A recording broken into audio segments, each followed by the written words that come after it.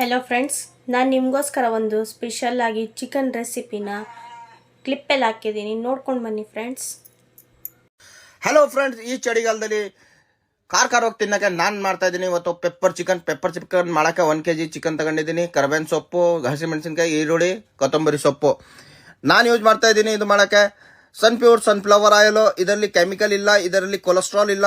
ಮೂಪ ಇರೋದ್ರಿಂದ ಹಾರ್ಟ್ಗೆ ತುಂಬ ಒಳ್ಳೆಯದು, ಟೇಸ್ಟು ತುಂಬ ಒಳ್ಳೆಯದು.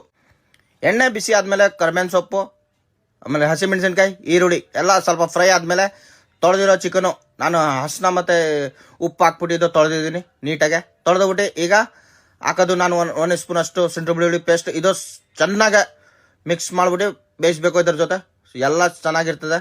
ಆಮೇಲೆ ಅರಿಶಿನ ಪುಡಿ 1/4 ಟೀ ಸ್ಪೂನು, ರುಚಿ ತಕ್ಕಷ್ಟು ಉಪ್ಪು, 2 ಸ್ಪೂನು ಕಾಳು ಮೆಣಸು, ಇಷ್ಟೇ ಹಾಕ್ಬಿಟ್ಟು ಇದು ಮಾಡೋದು. ಸಕ್ಕತ್ತಾಗ ಇರ್ತದೆ ತಿನ್ನೋಕ್ಕೆ. 1 ಗ್ಲಾಸ್ ನೀರು ಹಾಕ್ಬಿಟ್ಟು 10 ನಿಮಿಷ ಬೇಯಿಸಕ್ಕೆ ಮಾಡ್ತೀನಿ. ಈಗ ಇದು ನಾನು ಕಲರ್ಗೋಸ್ಕರ ಸೋಯಾ ಸಾಸ್ ಹಾಕ್ತಾ ಇದ್ದೀನಿ. ನಿಮ್ಗೆ ಬೇಕು ಅಂದರೆ ಹಾಕ್ಬೋದು, ಇಲ್ಲಾಂದರೆ ಇಲ್ಲ, ನಿಮ್ಮ ಇಷ್ಟ. ಸ್ವಲ್ಪ ಗ್ರೇವಿ ಬೇಕು ಅಂದರೆ ಕಾರ್ನ್ಫ್ಲೋರ್ ಹಾಕಿ, ಇಲ್ಲಾಂದರೆ ಡ್ರೈ ಬೇಕು ಅಂದರೆ ಹಂಗೆ ಡ್ರೈ ಮಾಡ್ಕೊಳ್ಳಿ. ಸ್ವಲ್ಪ ಕರ್ಬೇವಿನ ಸೊಪ್ಪು, ಕೊತ್ತಂಬರಿ ಸೊಪ್ಪು ಹಾಕ್ಬಿಟ್ಟು ರೆಡಿ ಆಗೋಯ್ತು ಪೆಪ್ಪರ್ ಚಿಕನ್. ಮನೇಲಿ ಮಾಡ್ಕೊಳ್ಳಿ, ತಿನ್ಕೊಳ್ಳಿ.